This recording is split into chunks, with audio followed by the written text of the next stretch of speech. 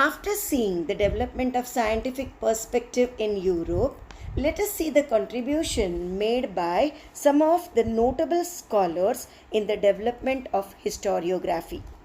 In today's part, we are going to see the contribution made by some of the French and German scholars in writing of history. Let us begin with the first French historiographer, and his name was René Descartes. If you look at the spelling, you may spell it out as René Descartes. But no, children, it is René Descartes. René Descartes was born in France and he was a French historiographer. He was born in 1596 and he died in 1650. Let us first read the paragraph and then I'll go for the explanation. René Descartes was the foremost among the scholars who insisted on verifying the reliability of historical documents by critically examining them.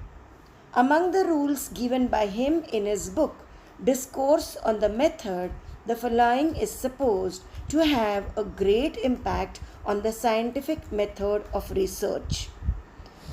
And what is that? Never to accept anything for true till all grounds of doubt are excluded. Let us see the explanation, children.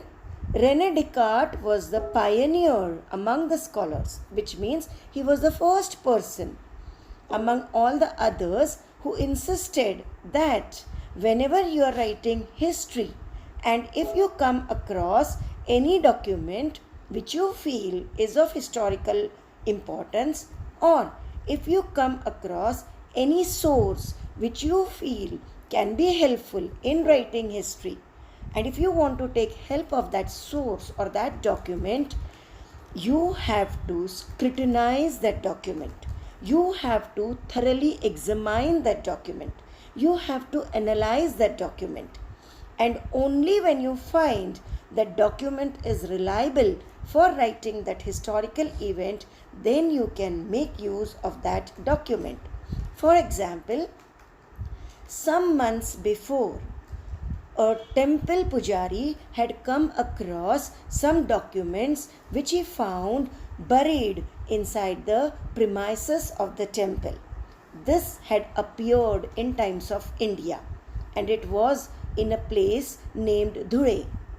So when he came across these documents, or when he found these documents, he knew that these documents were of historical importance, and therefore he handed those documents to the archives department. The archives department then had to check the authenticity of the document because those documents would be of great help in writing down history. Let us come to the example. If I want to write history and if I come across any document and if I feel that I can get the help of that document for writing down that historical event, then after reading that document, I just cannot put it into history. I will have to check the authenticity of the document. For example, what type of paper is used, whether the paper was really used during the Shivaji era, whether the script was used during the Shivaji era. I will have to look at the language style. I will have to look at the seal. I will have to look at the symbols which are put on the government documents, which were put on the government documents during the Shivaji period. And after I find that the document really belonged to the Shivaji era, then I can make use of that document for writing history. Even if someone raises a slight doubt regarding that document, I cannot make use of that document in writing history. So till the time all grounds of doubts are not excluded, I cannot rely upon that document for writing history. This is what he has written in his book, Discourse on the Method.